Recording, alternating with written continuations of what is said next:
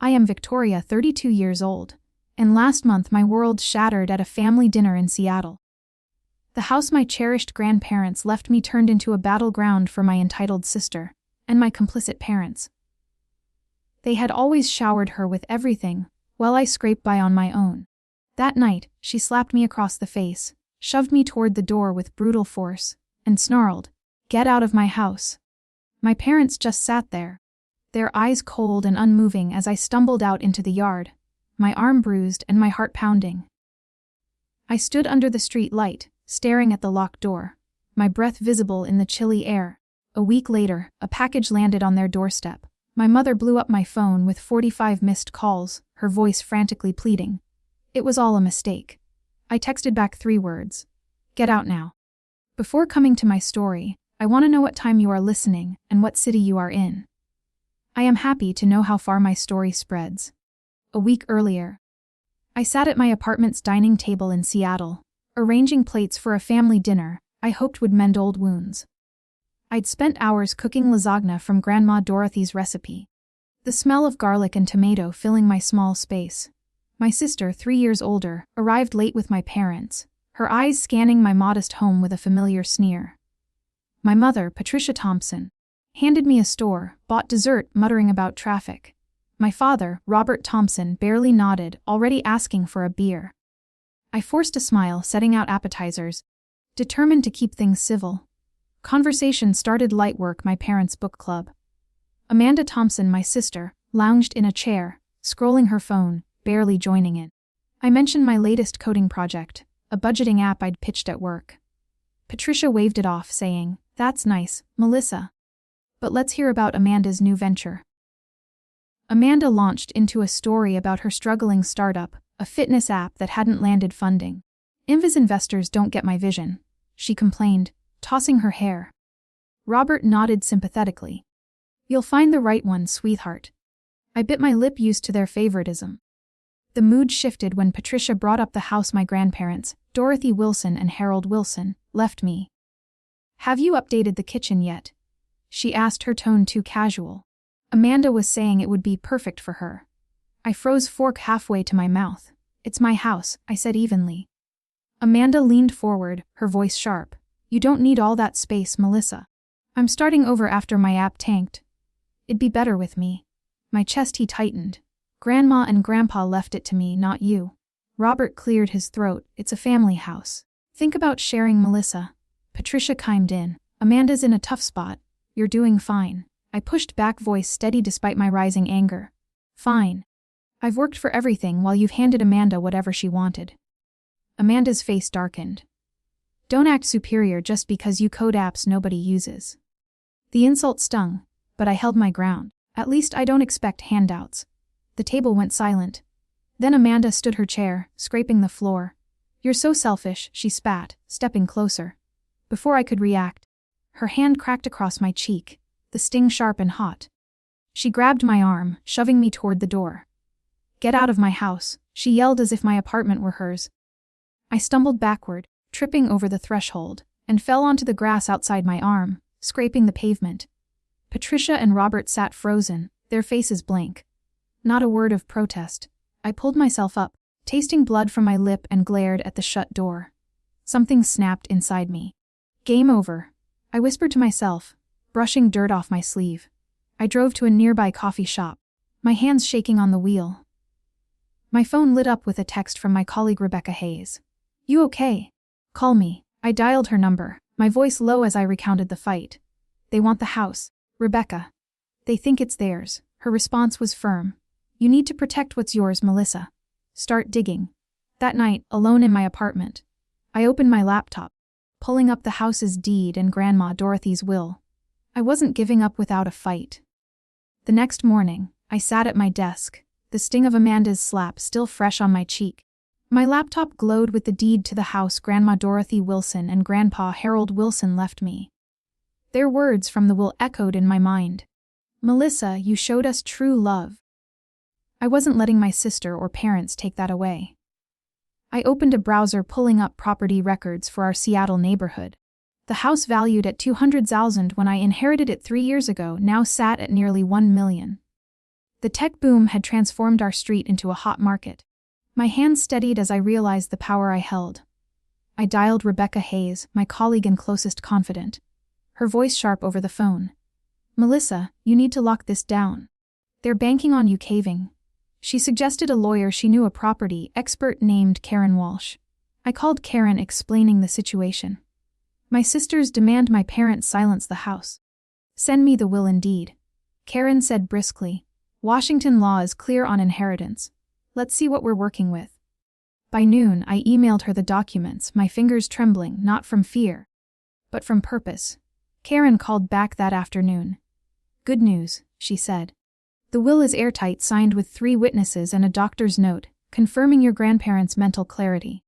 Your parents and sister have been living there without permission. Technically squatting." I leaned back, stunned. Squatting. Amanda had been crashing in the guest room, claiming it as her office for her failing fitness app. Patricia and Robert stayed over it, often acting like the house was theirs. Karen continued. "You can issue an eviction notice 72 hours under state law or sell it outright. Your call." I dug deeper, pulling up old emails from Patricia. Months ago, she'd asked about the house's wiring, claiming Amanda needed stable internet for her startup.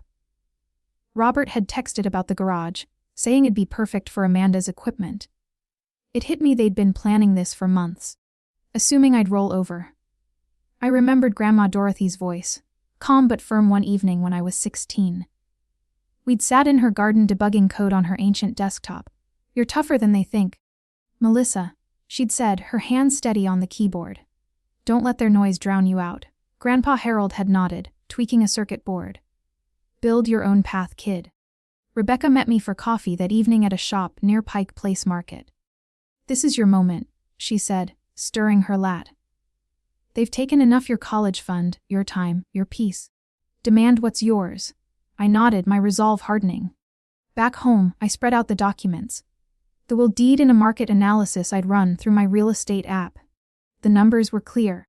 Selling the house to a young family, the Carters, for $850,000 was locked-in papers signed last week. I hadn't told my family, knowing they'd fight it. I drafted a plan with Karen. We'd send a package to the house, certified copies of the will, the sale contract, and an eviction notice. The Carters, a couple with 2 kids, loved the garden and the smart home system I'd coded.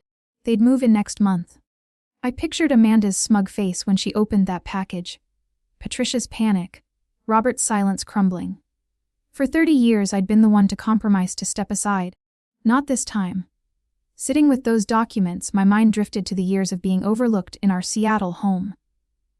Growing up, my grandparents, Dorothy Wilson and Harold Wilson, were my anchor.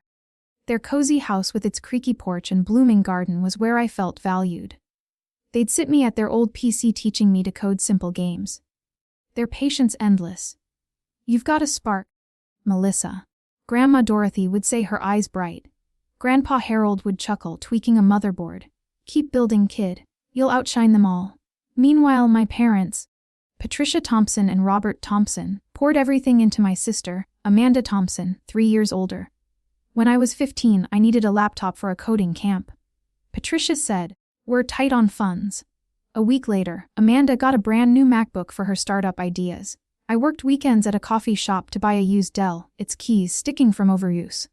At 16, Amanda got a shiny SUV for her birthday, while I rode the city bus, my backpack heavy with library books.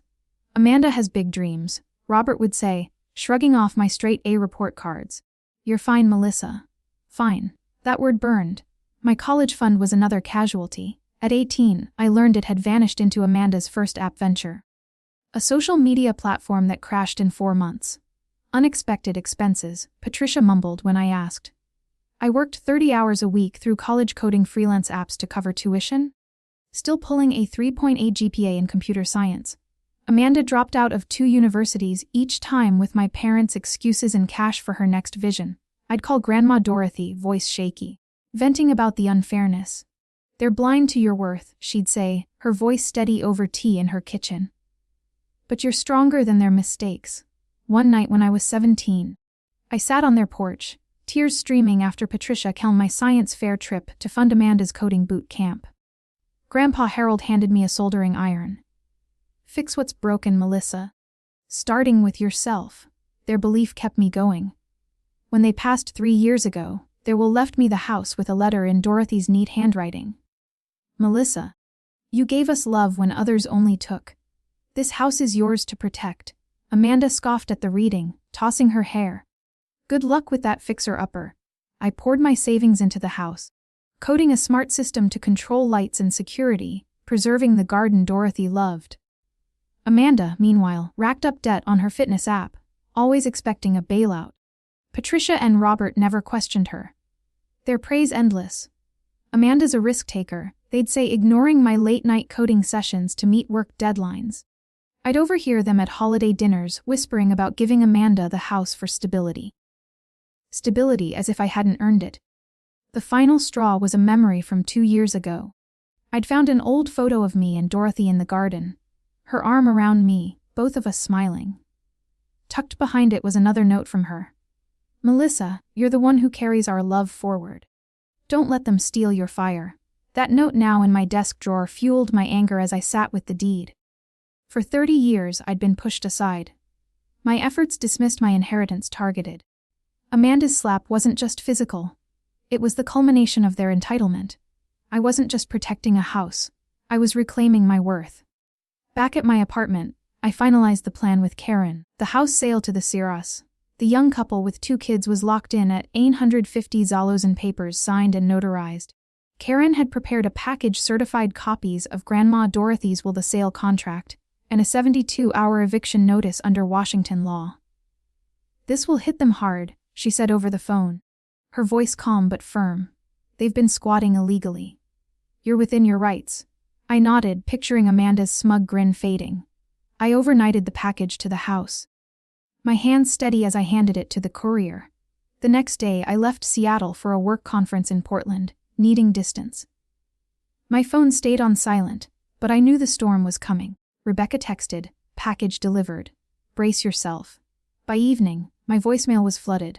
Patricia's first message was shaky. Melissa, what's this about a sale? Call me now. Amanda's was pure venom. You're not getting away with this. Robert left a single gruff message. We need to talk.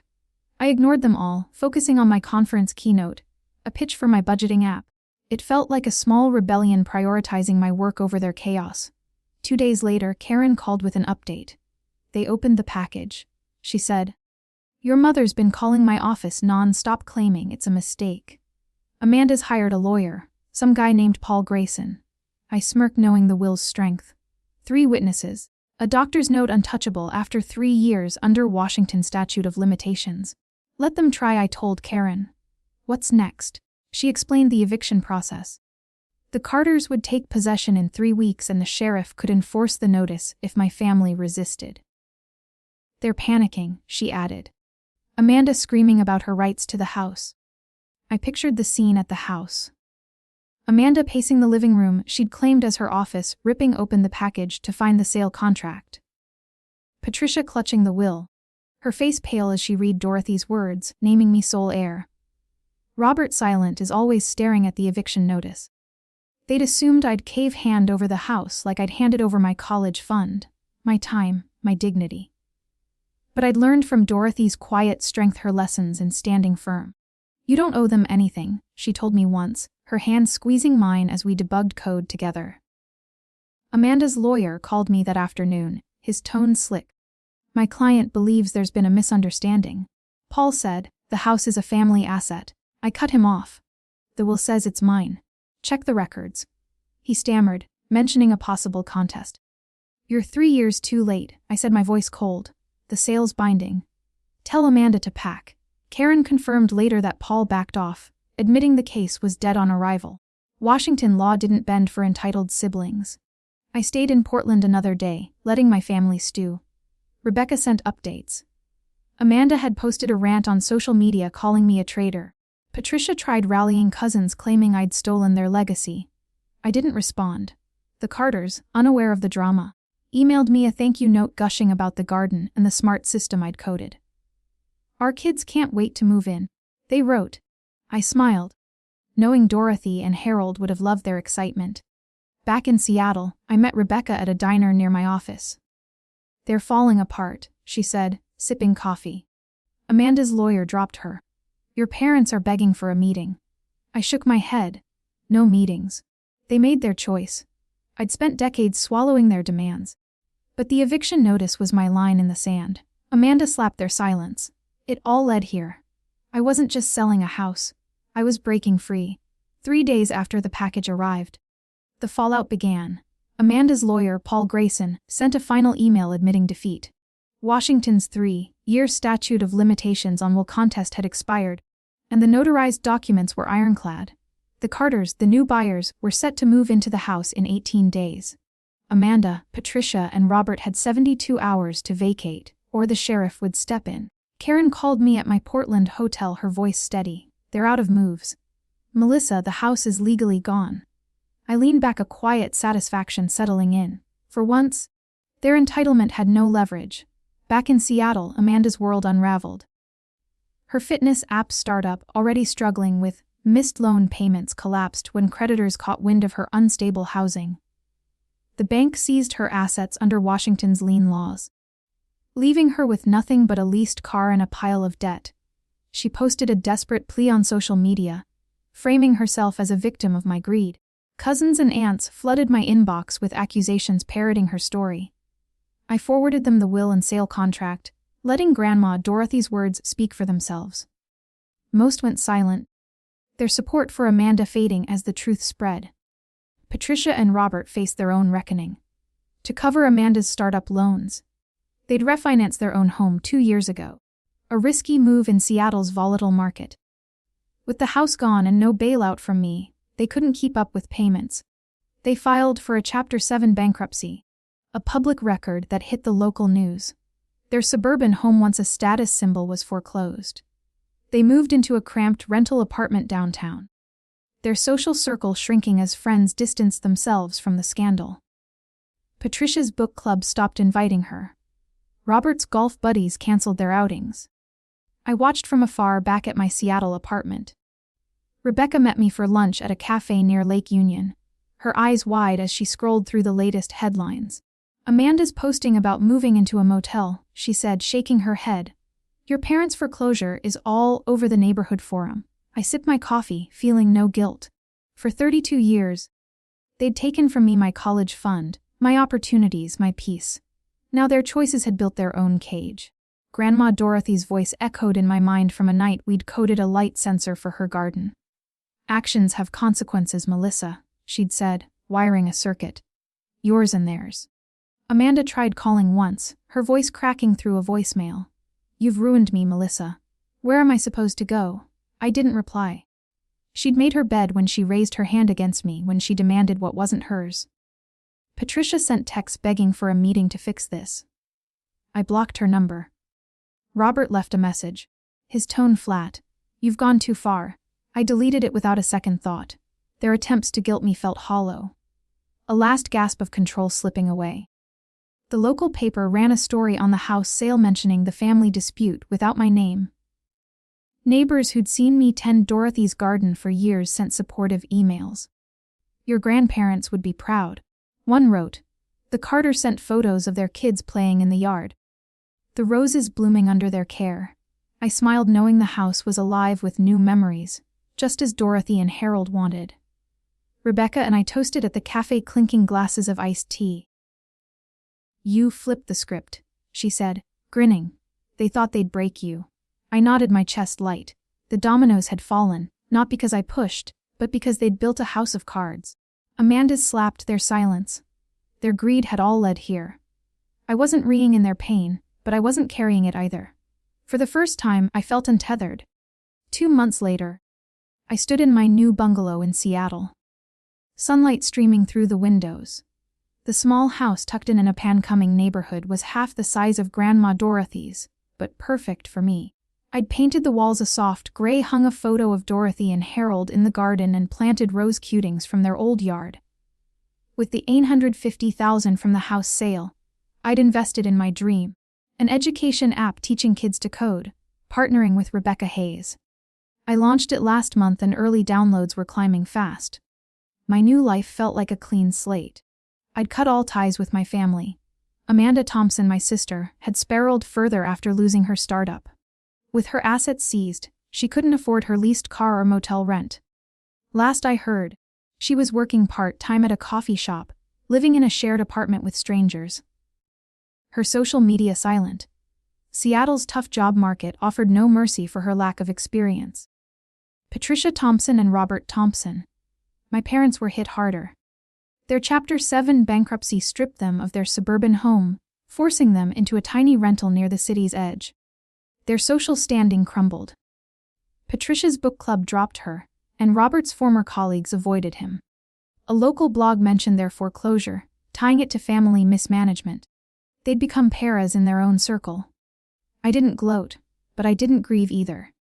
Their choices favoring Amanda, ignoring me, demanding my inheritance had built this outcome. Grandma Dorothy's lessons rang clear. Your worth isn't their approval, she'd said, showing me how to debug code under her porch light. Harold's gruff advice. Stand tall, kid echoed as I built my app. Their love, not my family's, was my foundation. I blocked Patricia's last text, a plea to talk it out. Amanda's final voicemail accusing me of betrayal went straight to trash. Robert hadn't reached out since the eviction notice landed. My app's success grew. A Seattle tech conference invited me to speak, and I shared the stage with coders I'd admired for years. Rebecca cheered from the front row, her grin wide as I demoed the app's features. You're killing it, she said later over drinks at a downtown bar. Dorothy would be proud. I nodded, thinking of the nights I'd coded with her, her steady voice guiding me. The app wasn't just a job. It was my way of passing on her belief in building something meaningful. One evening, I drove past the old house. The Carters had settled in their kids' bikes. Leaning against the fence, roses blooming brighter than ever. A new sign hung by the gate naming the garden after Dorothy. I didn't stop, just slowed enough to take it in.